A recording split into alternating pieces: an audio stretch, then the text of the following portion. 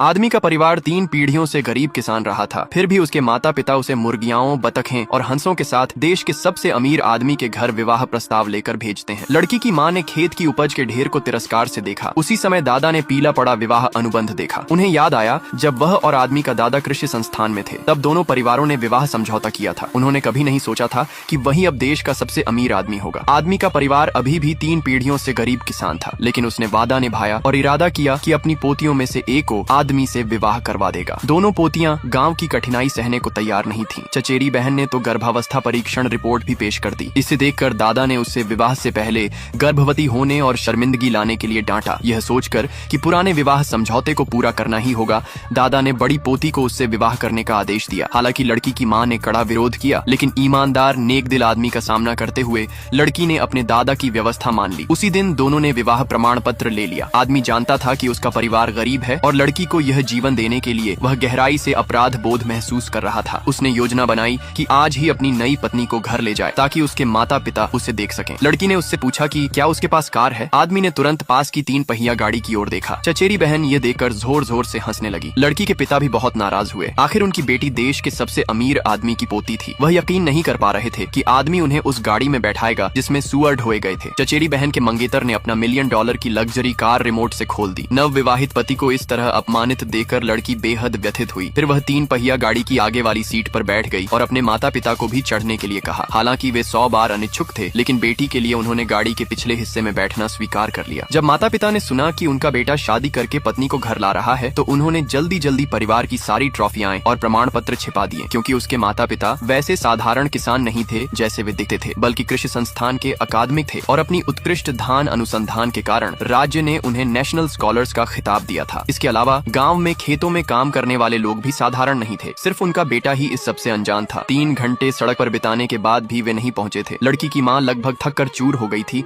और गाड़ी भी खराब हो गई, जिससे उन्हें अपनी बेटी को घाटी में ब्याहने का पछतावा हुआ। उन्होंने उतरकर पैर फैलाने का सोचा, लेकिन मां का बायां पैर मुर्गियों की बीट में और दायां पैर गाय के गोबर में जा पड़ा। सास और बर्दाश्त नहीं कर सकी और जिद करने लगी कि अपनी बेटी को इस विवाह से वापस खींच लाए। लेकिन लड़की का मानना था कि शादी हो चुकी है और अगर दोनों मिलकर मेहनत करेंगे तो अच्छा जीवन बना सकते हैं। इससे आदमी और भी शर्मिंदा हो गया। जैसे ही वे घर में दाखिल हुए, एक पड़ोसी ने आदमी को इतनी सुंदर पत्नी से विवाह करने पर बधाई दी और लड़की को उपहार स्वरूप एक हार दिया। लड़की हैरान रह गई कि यह पिछले साल की प्रमुख नीलामी की वस्तु ओशंस आई थी। उसकी मां ने तिरस्कार से सोचा कि इतने उच्च स्तर की चीजें गांव में हो ही नहीं सकती और जरूर सड़क के ठेले से खरीदी गई होंगी। एक और पड़ोसी ने गहरे समुद्र का स्टारी स्काई पेंटिंग निकाली, जो लड़की के व्यक्तित्व से पूरी तरह मेल खाती थी, लेकिन उसके पिता ने देखा तक नहीं और उसे नकली कहकर नकार दिया।